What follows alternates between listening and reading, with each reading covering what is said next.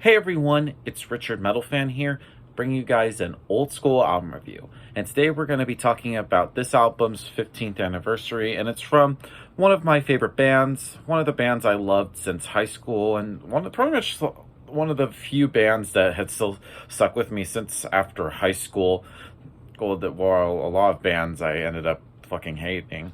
But as you can see by the title, today we're going to be talking about Shogun by Trivium, the band's fourth studio record, released on September 30th, 2008 through Roadrunner Records. Now, I've covered Trivium a bunch on this channel, and I've seen Trivium live 8 times, and a fun fact, I've actually first saw Trivium on this album cycle. The first time I saw them was in February of 2009 at the Gwinnett Arena. Well, now it's called South District because they have like different promotions and sponsorships and stuff. But I saw them there. They were opening up for Slipknot. That was the first time I saw them, and I saw them for the second time in the summer of 2009 at the Mayhem Fest with the Slayer, Killswitch Engage, Bullet for My Valentine, Job for a Cowboy, All That Remains. A lot of great bands, which I still think that's like the best Mayhem Fest lineup ever. But anyway, this album, of course, follows up their previous album, which came out in 2006, The Crusade, which a lot of people have mixed feelings about, and a lot of people say they're trying to be like a Metallica copycat.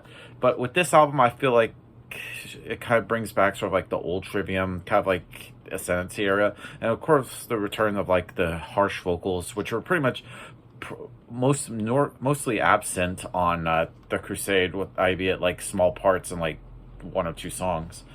Of course, this album definitely follows like Greek mythology and has a lot of the Japanese little thing.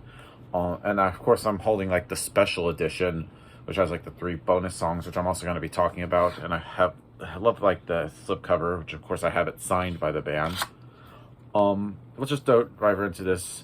Production-wise, it's just a great album, and a lot of people consider this to be their best album, along with like Ascendancy. I pretty much put it up there equally with that. A lot of people say it's like their Black Album in a way. I could see that. It has a lot of like great songs, like also showcases a lot of like progressive elements, even like thrash elements, even like different styles that were different from like the previous albums that they did. And the vocal work from Matt Heafy, I think his vocals really improved from The Crusade. Definitely has the little grit to his clean vocals. He does like the just clean singing, and then this growling and screaming return, and it sounds really fucking great.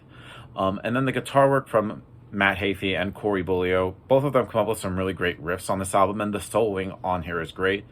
The bass wise from Paulo Gregoletto, I think the bass really shines on this album. He definitely stepped it up.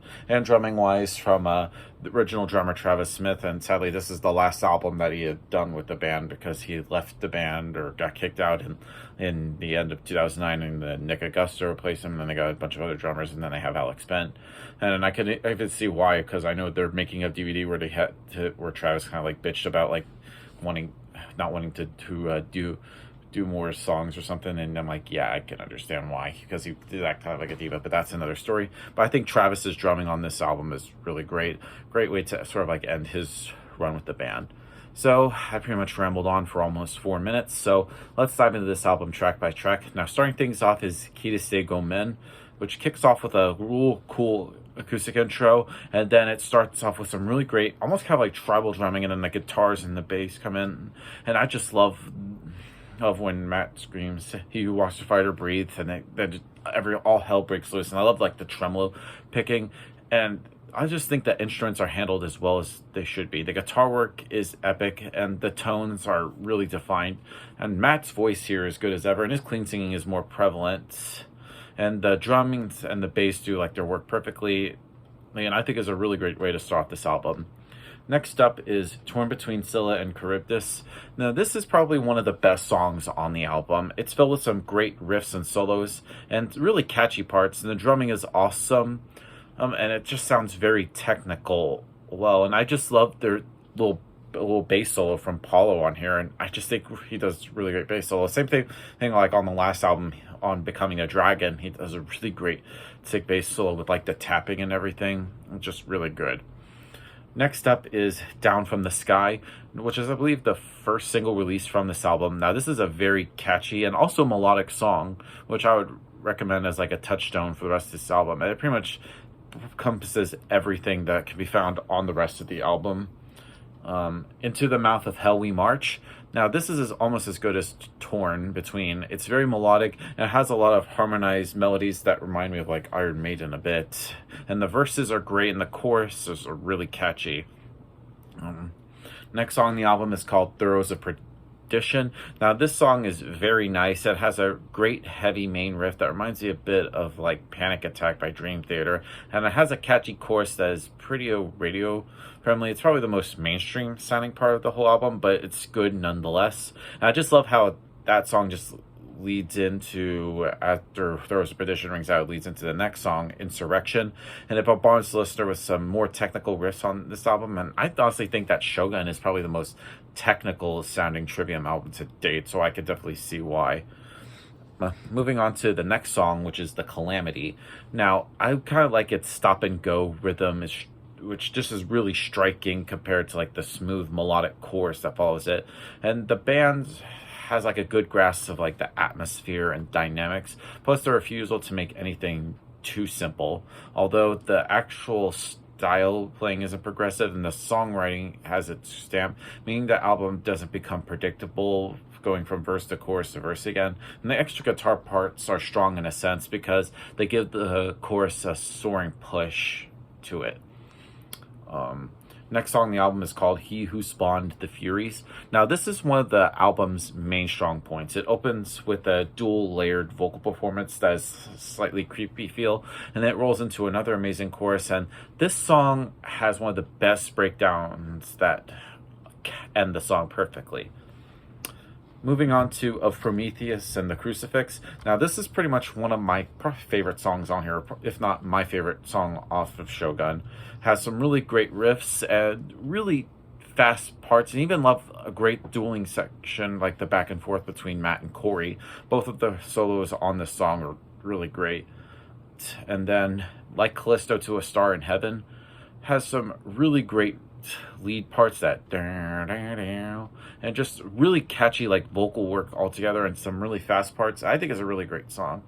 And then we get to probably one of the best Trivium songs ever written, which is the title track, Shogun, which kind of is similar to Keisugo Men, is really pure metal and devoid of all the metalcore stuff. And this is the longest song they've ever did. It's about 11 minutes long.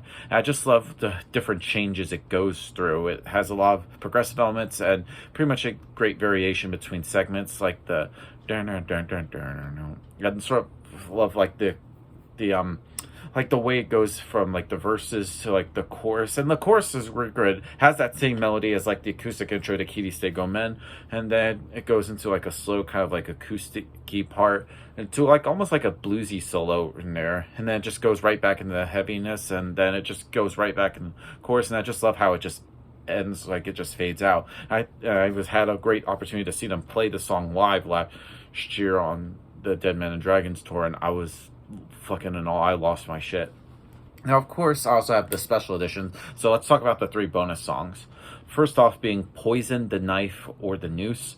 Really great song, very thrashy like too, and I've heard the band actually recently played the song live for the first time in the UK, which I'm jealous of. And to anybody that went to see them in the UK that played the song, it is just a really great B-side. I never thought they would play a B-side live, which is pretty cool.